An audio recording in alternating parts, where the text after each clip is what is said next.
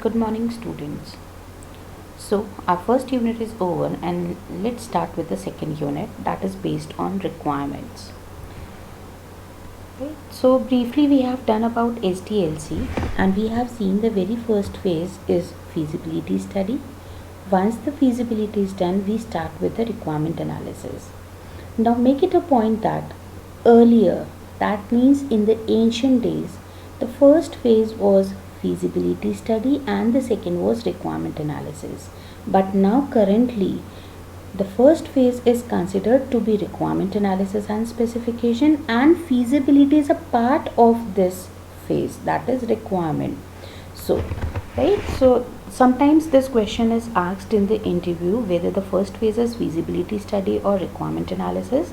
So currently we'll say it's requirement analysis and feasibility is one of the part of this particular phase.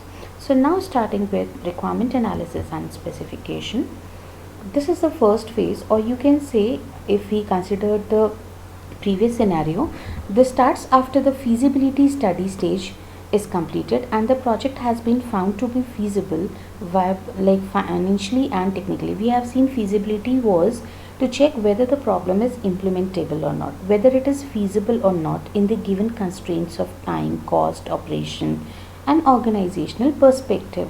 So if you found that the problem is feasible with all these respect, then we start with the second phase, that is requirements, right? Now the requirement analysis and specification phase ends when the requirement specification document has been developed and reviewed. That means the entry criteria for this requirement phase is a feasibility report, while the exit criteria will be an SRS document, that is requirement specification document, which has been prepared. The requirement specification document is known as SRS, that is software requirement specification document, and this document is signed by both the parties, that is developer and the customer. So this was just an overview of this particular phase, the entry criteria, the exit criteria, the major document which is being produced here, and the basic goal of this phase is to clearly understand the customer's requirement and to systematically organize the requirements into a document known as SRS. So why we carry out this requirement analysis and specification? Because up till now the customer has simply stated that this is a problem or this is the system he wants to be developed, right? But just mere telling the title of the project or the software to be developed is not sufficient. You have to understand the in-depth details of what is being expected in the system. So that is what, to have a better understanding of the system, what customer is expecting, what features you must implement in the system, what are the functions that needs to be implemented, right? What are the constraints that needs to be implemented on these functional and non-functional requirements. Everything needs to be identified in a detailed manner. So that is why we carry out this phase, to understand the customer's problem, and finally when you are in a position to understand what he needs from the system, then you prepare a document, that is SRS, where all those requirements are being written properly in a systematically way, and based on this SRS document only the designer, coder, tester, everyone proceeds their work. So this document acts as a basic reference document which is being referred by each and every person whosoever is working on the project. Now who does the work of this requirement analysis and specification? The profile is known as analyst. So we'll say system analyst is the person who performs this work. So what are the skills and the capability that an analyst must have? So with the name it is clear, he must have basically the analysis capability, right? He has to understand the problem, he has to negotiate with the customer, he has to interact with the customer and get whatever he wants. Along with the customer, he needs to interact with the end users also, right? Who are the possible end users of your system, who will be using your system in future. So what is their expectation of the system, right? So the analysis task is being done. So we have like system analyst, we may have requirement analyst, we may have business analyst. So depending upon the project and the type, this has been identified. So briefly, this is the introduction of requirement analysis and specification phase, right? Now what exactly is a requirement? What do you mean by the term requirement? So requirements are nothing, they are the services that your system must implement or provide to the users. The services or the functionalities or the features, you can elaborate it, but the common term would be the services it is going to provide, right? And the constraints under which it must operate. So whenever you provide any service, there must be certain terms and conditions applicable to that, right? So we have to implement all those constraints or conditions also. Now, requirements can range from high level abstract statement of services or system constraints to detailed mathematical functional specification also. So that depends. Either you are going to specify the overview, that is high level abstract statement, what is being expected from the system. If I say simply I need the library automation system, so high level abstract statement of the service will be I want create, delete, issue, search, return, and all these functionality. Apart from this, there may be the detailed mathematical based specification also, depending upon the type of project, where we specify each and every thing in detail, right? Then this is a common definition, that it is the services that a system must provide. But as far as IEEE is concerned, IEEE is a standard organization, right? It has defined the requirement as a condition or the capability needed by a user to solve a problem or achieve an objective. So this is clear to us why we develop a software. What is the purpose? You have to solve a problem. You have to give the solution to the customer, right? So this is what the condition or the capability needed by the user. The services a user needs, you call them as conditions or capability also, right? To solve a particular problem and achieve an objective, right? A condition or capability that must be met or possessed by a system or system component to satisfy a contract, standard, specification, or other formally imposed document. So ultimately these are the conditions and capability either to solve a particular problem or achieve an objective, or the capabilities that needs to be met by the system or the components to satisfy among these, like the standards and everything, right? Or a document representation. You have to prepare document. That is a major thing. Requirements are written in a document. A documented representation of a condition of a capability, which are being discussed in the point 1 and 2. So these are basically the requirements, right? Now what do you mean by the term requirement engineering, right? So requirement is like, it's a process. Requirement engineering, it's not a single activity, right? You just go and collect the requirement. No. See the name. What does this says? Requirement analysis and specification. That means it's made up of sub activities, which includes, first of all, you need to get the requirement from the customer. Once you collect the requirements, you need to analyze those requirements, and once you analyze, then you need to specify all those requirements. That is why the name given is requirement analysis and specification. That means once you go and collect the requirement, that is requirement elicitation, then go for requirement analysis, specification, then we do have validation and management also. So requirement engineering is not a single activity. It is a process of establishing the services that the customer requires from the system and the constraint under which it is to be developed and operated. So entire thing needs to be in. Now what are the requirement engineering phases, you can say, or the activities? The first activity I have told you is elicitation. Elicitation is gathering the requirement. Then once you gather the requirement from the customers or the end users or the stakeholders, you analyze the requirements which you have collected. Analysis for what? To check whether we have collected all the requirements, have we missed out anything, right? Or whether they are ambiguous or not, redundant or not, right? We need to check, are these complete or incomplete, right? So there are so many things that needs to be identified, because requirement engineering is the most critical phase of software development. What I mean by critical is, anything goes wrong here, right, and you prepare the document, it's not complete, maybe something is missed out or misinterpreted and written in wrong way, then the designers, coders and testers are going to follow this SRS document and they are going to develop the software. But when you give it to the customer, he was expecting something else, but that was misinterpreted or misunderstood by the analyst, and he has written that, right? So it might happen the customer, if is not getting satisfied with what you have developed, right, and another vendor is offering a product which is of similar kind, and his functionalities or the requirements are being getting fulfilled, he'll go for that. Yours is just simply a rejection. That is a failure, right? So this is a critical. If anything is wrong here, it might lead to failure at the end, right? So you have to be very careful while preparing the requirement document. Everything has to be specified in a clear cut manner, what is to be implemented in the system, and for that you need to interact with the customers, the stakeholders, everyone whosoever is involved in the project, in order to have better understanding the detailed description of the system that you need to prepare. So that is simply the analysis of collecting, after collecting the requirement, to check whether they are complete, consistent, unambiguous, right, not redundant at all. So we carry out analysis.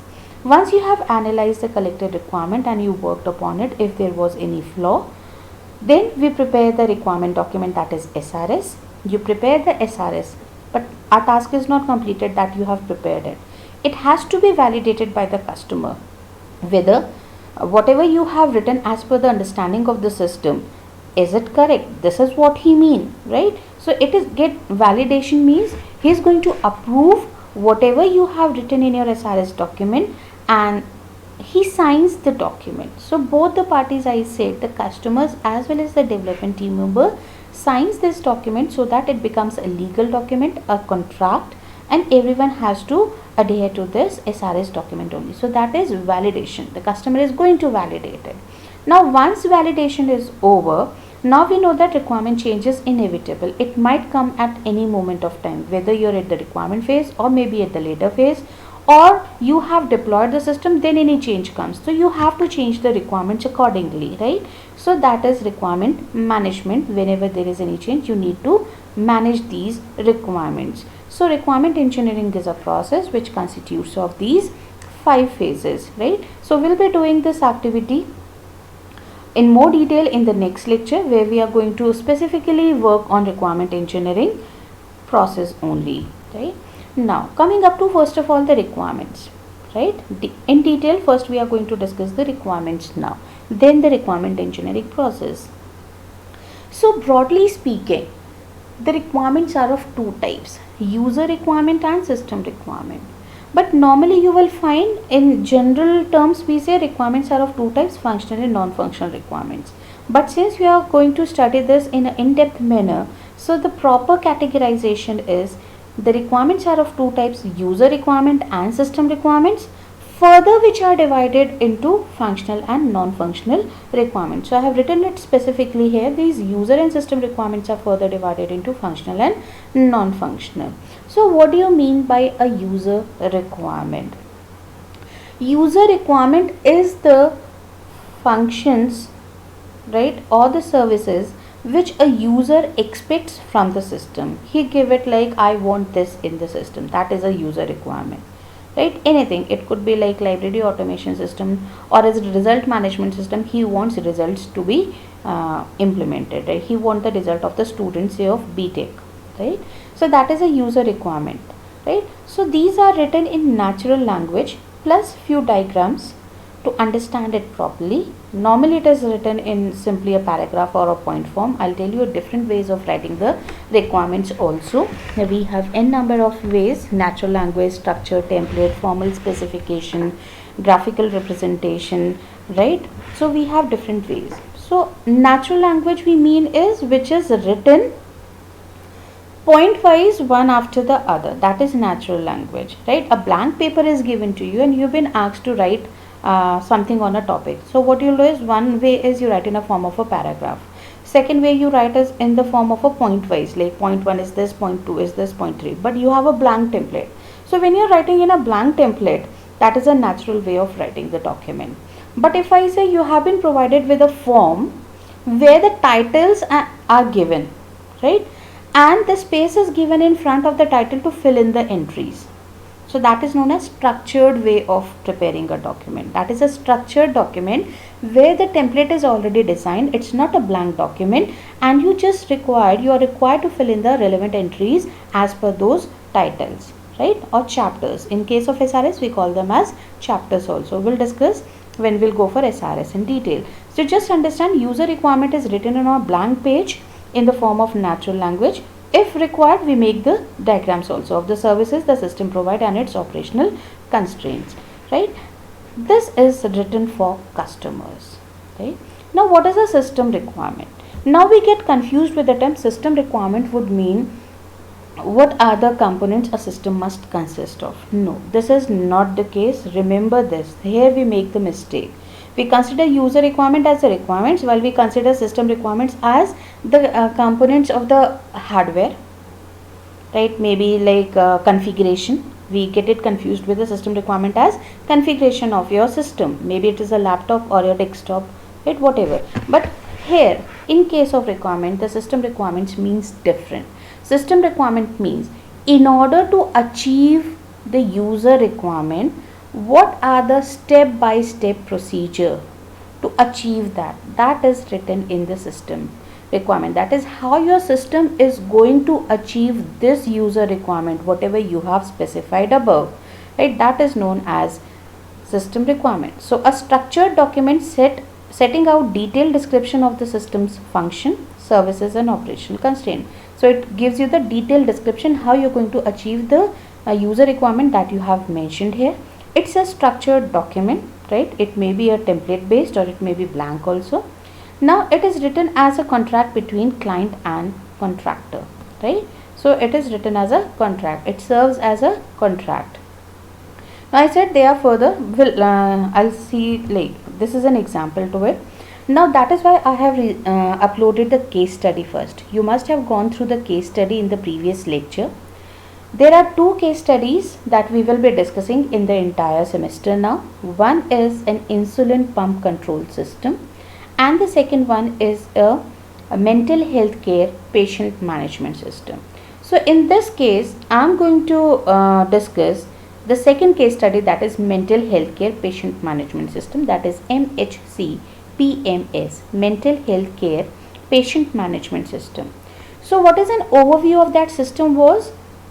It was considered to be a campaign like started by some government organization in a particular geographical area. Let's assume it's Dehradun, right. So it's a campaign just to treat all the mentally sick people in this particular area, like a polio campaign which was to eradicate polio, provide the medications to all the child between the age 0 to 5. Similarly, here our concern is to treat mentally sick people in this area. Now how this automated system is going to work is, we have a client server architecture here. The server act as our main hospital, that is a Doon hospital, which is centrally located. The clients are the you can say the hospitals which are situated in different regions covering this Dehradun. Let's assume Max is one of the hospital, Indresh is another, CMI covering that area, maybe Kailash covering that area, right. So all around, that means in the circumference of Doon hospital, we have taken different client hospitals, right. So it is a client server architecture, which in turn the server is connected to a central repository where the entire database of the patients are being maintained, whether the patient went to you can say the hospital Max or it went to CMI or Indresh. The entire database is placed at a centrally located repository, right. Now what happens is, if a person goes to like hospital 1, right, he gets the treatment, right. The entire his prescription, treatment, medication, everything is stored in the database. Now next time he is supposed to like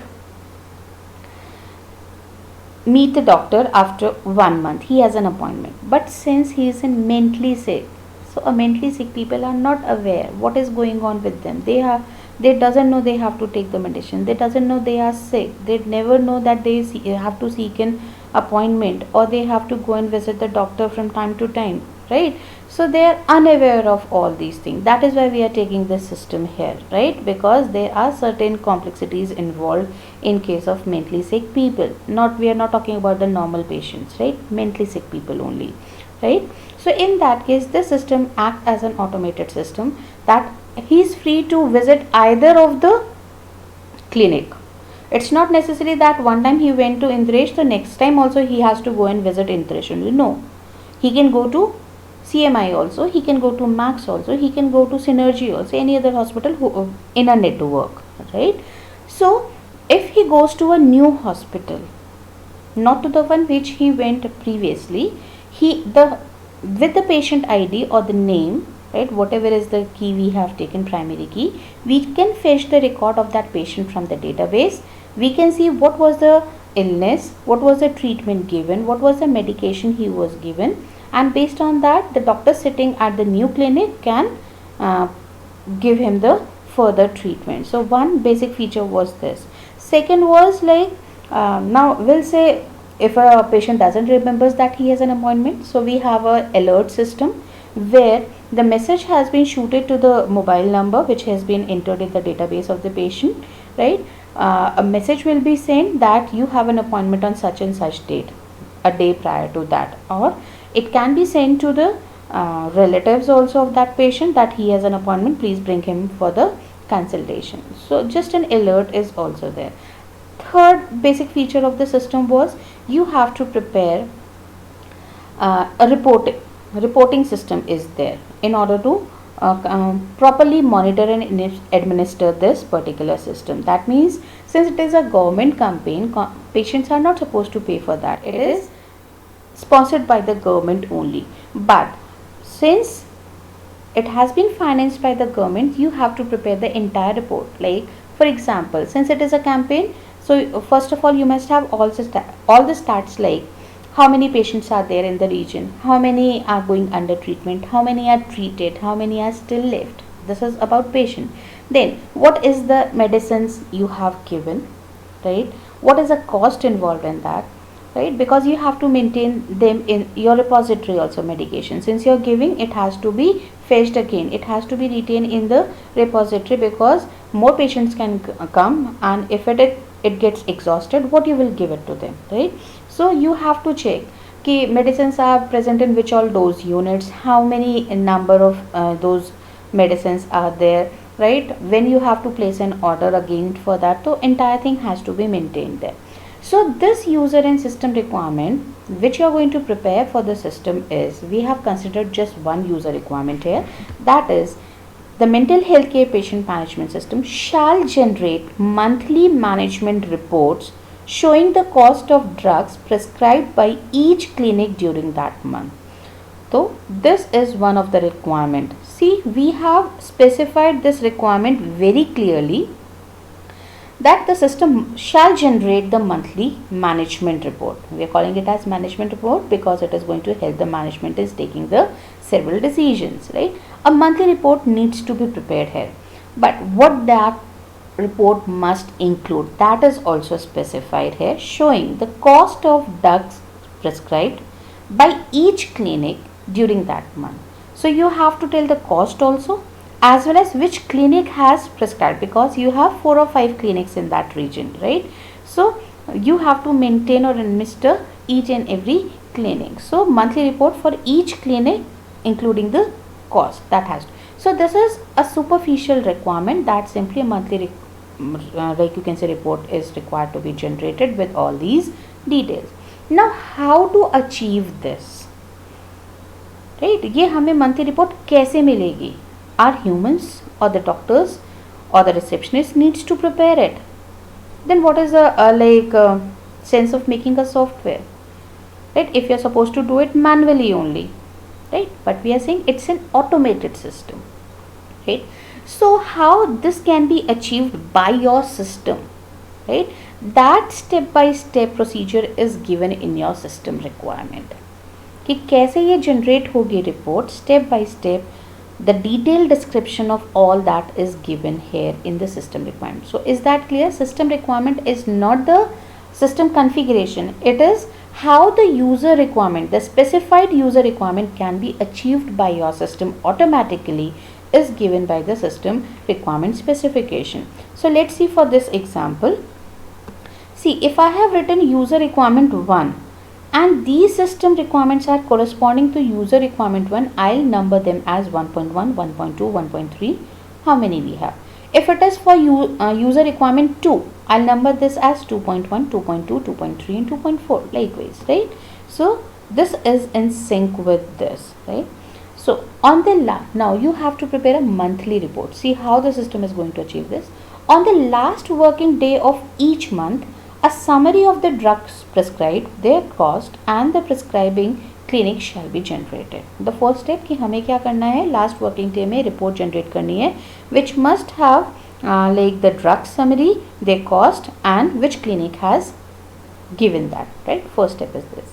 अब इसके लिए हमें क्या करना है, the system shall automatically generate the report for printing after 17:30 PM on the last working day of the month. That means you don't have to prepare it manually. जो हमें summary prepare करनी है वो automatically generate होगी. But on we are not saying on like last working day, right? We are saying at 5:30 PM. It's not that the report is generated at 9 AM. You have to specify it clearly. You need the report at 5:30 PM. Say your hospital operates till 5, so you're giving 30 minutes extra and then you're giving 5:30 on the last working day of the month, right? Last, not the last day, last working day. If it is a Sunday, the system is not going to generate the report, right? We are talking about if 31st is a Sunday, right? So on Saturday it is going to generate the report in that case. A report shall be created for each clinic and shall list the individual drug name, the total number of prescriptions, the number of doses prescribed and the total cost of the prescribed drug. Now, if you are supposed to get this monthly report automatically, that must be separately generated for each clinic, not one. For each clinic, the separate report need to be generated with all these descriptions. If the drugs are available in different dose unit, I said 10 mg, 20 mg, etc. We have different dose units. Then separate report shall be created for each dose unit also. So separate dose like report for each clinic, separate report for different dose units of the drugs also, right? Okay, fine. So see, you were supposed to prepare this monthly report. So हमने क्या किया? We have prepared the summary. Then it must be generated automatically at 5:30 PM on last working day. This is important. Then for each clinic you need to prepare it, and if they are present in different dose unit, you need to get the report for different dose unit also. And the last point, which is important, access to all the cost reports shall be restricted to authorized users listed on a management access control list. That means the persons who are authorized. It's not that this report is available to each and every user, even the guest user also. No, you are supposed to, or the person who is authorized. Authorized means they have an access right to view those reports. These are available to those people only, right? So that is authorization and authentication which is being achieved here, right? So this is what user and system requirement is. So hope you understand the relevance with the case study that has been uploaded yesterday. That is why I uploaded it, just to clear with this example only, the user requirement and the corresponding system requirement for this particular case study, right? Later in the designing we are maximum going to use that case study, right? So that was your user and system requirement. Now I said user and system requirement is further divided into functional and non-functional requirements. So what do you mean by functional requirement? Functional requirements, simple, right? In library automation, functional requirement is create, delete, search, issue, reissue, return and all this. These are functional requirements. What are non-functional requirements? Non-functional requirements are the features or the characteristics of the system.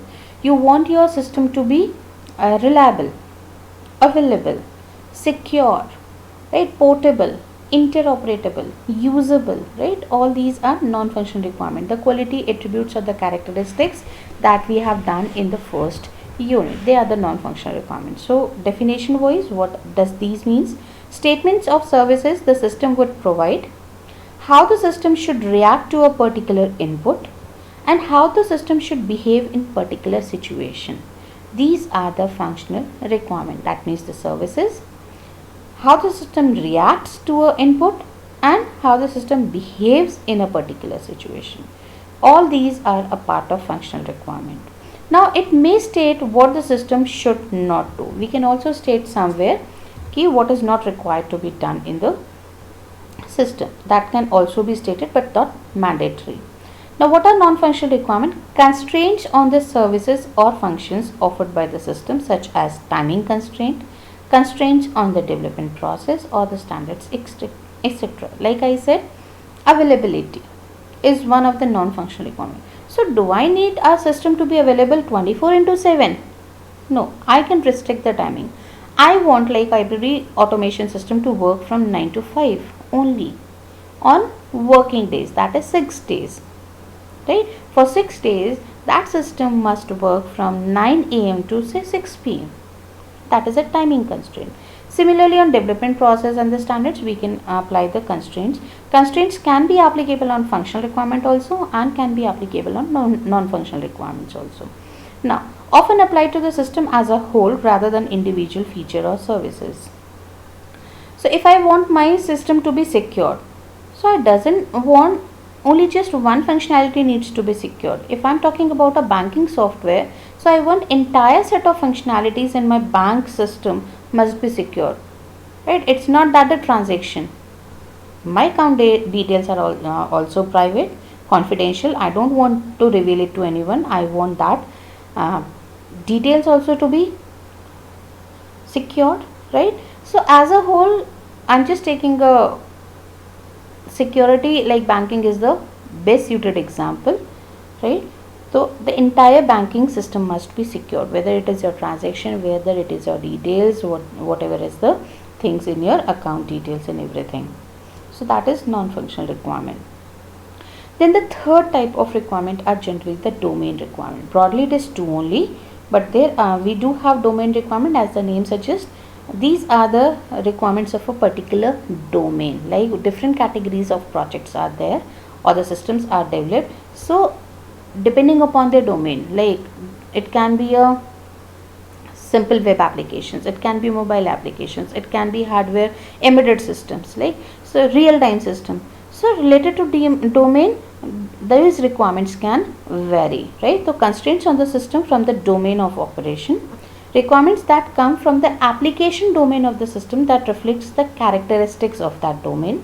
It may be functional or it may be non-functional. So that depends, right? So just going quickly through what are these functional requirements. It describes the functionality of the system services, depends on the type of software, expected users, and the type of system where the software is used. Functional user requirements may be high-level statement of what the system should do. Functional system requirements should describe the system services in detail, right? Taking an example for functional requirement for mental health care patient management system, again the same case study. A user shall be able to search the appointment list for all the clinic, right? You need to give the requirement, you need to search the appointment also, because you have to send an alert.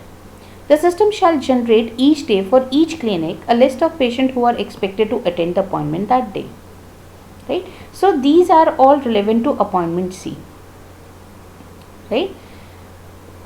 Major functional requirement is giving an appointment, but what are the detailed requirements relevant to that appointment is searching the appointment, right? And of all the clinics, apart from that, generate each day for each clinic a list of patients who are expected to attend an appointment that day, right? And third one, each staff member using the system shall be uniquely identified by his or her 8-digit employee number.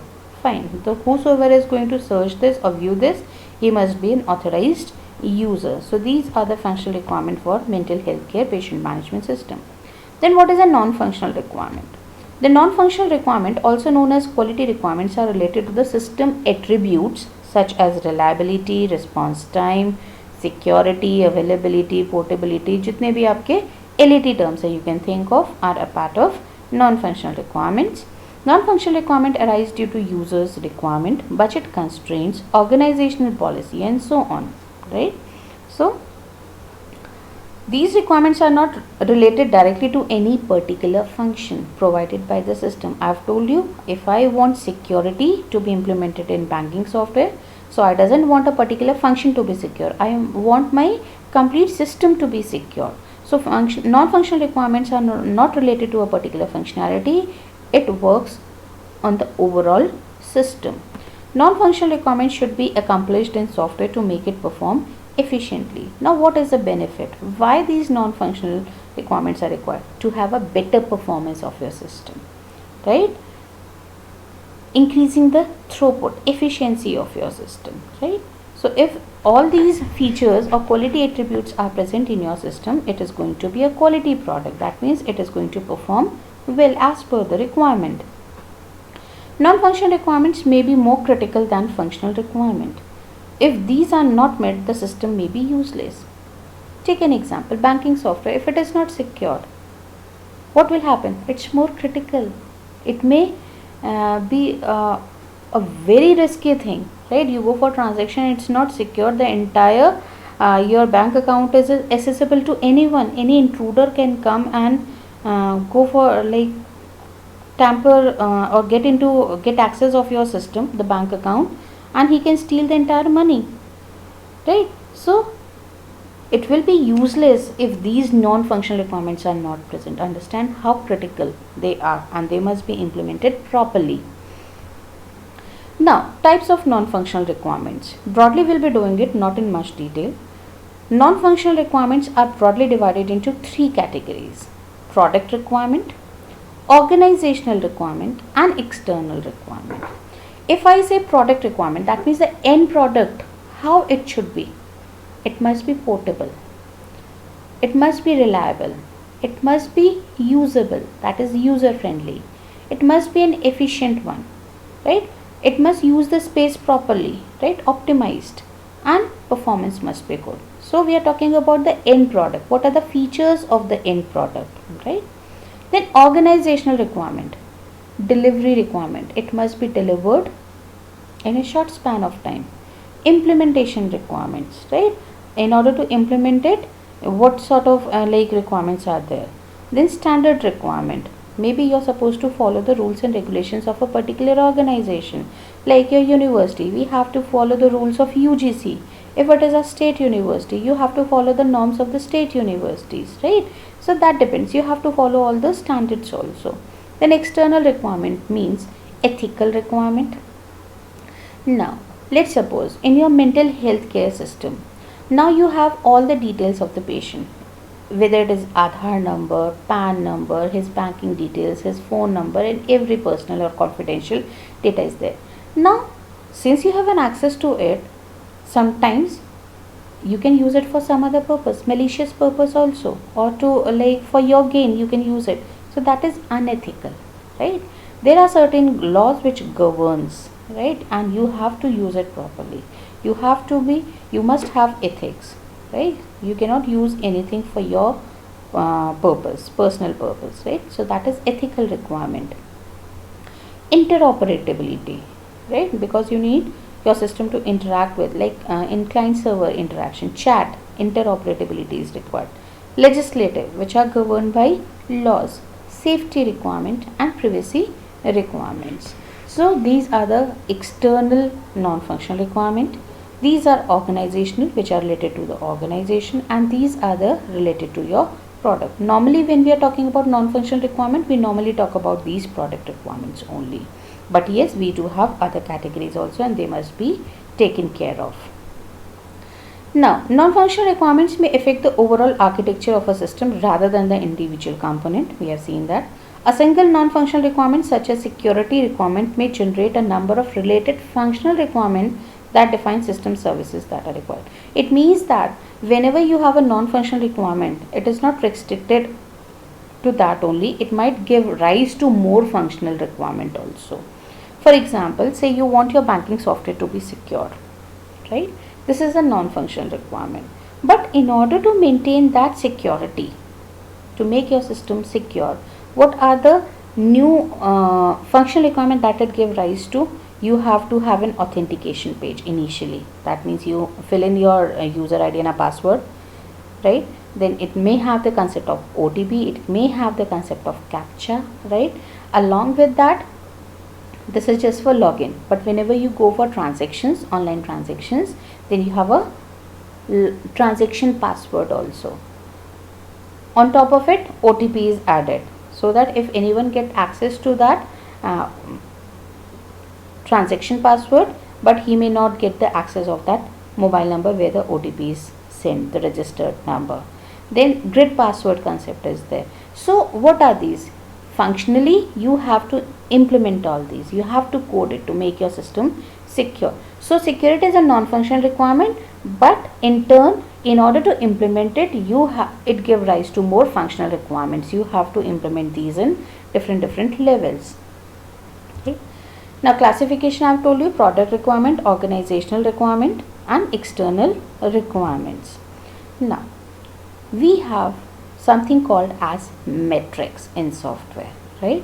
We will be doing the metrics part in 5th unit also in detail. Now just understand what is a metrics. A metrics is an indicator that indicates to what extent a particular parameter is present in your system with respect to certain standard value. So for example, if I say, how you are going to say how much is the speed of your system? Non-functional requirements are the characteristics of your system. They are the characteristics that cannot be quantified. They are not measurable, directly measurable. If I say distance is a measurable quantity. How much is the distance of traffic area from ISBT? Almost 1.5 kilometers. So I can quantify it 1.5 kilometer, right? But if I say how much portable is your system, how much reliable is your system, how much secure is your system, I cannot quantify it because they are intangible parameters, quality attributes which cannot be directly measured. So we require certain way of measuring them. We have to measure them, so they can be measured indirectly with the help of certain features. Like if I say I want to measure the speed of my software, so I'll say process transaction per second. So I'm going to measure the speed with respect to process transaction per second, or user event response time, or screen refresh time. I can tell the speed. Say if why we go for refreshing our scheme when it hangs, right? To determine the speed of your system. It was hanging, speed was slow. You refresh it, the speed increases. So correlating speed with the screen refresh time. Right? Similarly, size. Size can be measured in terms of megabyte or number of ROM chips. Ease of use means usability, how user friendly your system is. Right? How easily you can use your system. That depends upon the training time, how much time it took to train the people and they are able to use it properly. Or ease of use also depends upon the help frames. If you don't know how to use it, you directly go to the help menu and you just type in the keyword, you get the help and you do it, right? So these are measured with respect to this. Reliability is again a non-functional requirement which cannot be directly measured, but we measured it with the help of the term that is failure. Mean time to failure. How much is the average time between two consecutive failures, right? If it is less means mean time to failure. Jaldi errors are in, so reliability of the system will be less, right? But if the mean time between the failure is more, failure jaldi nahi aa raha hai, that means it's more reliable. Similarly, probability of unavailability. What is the probability that your system is unavailable for use? Okay. Like take an example of BSNL. How much time it is available? Right, as compared to Airtel or Reliance, right?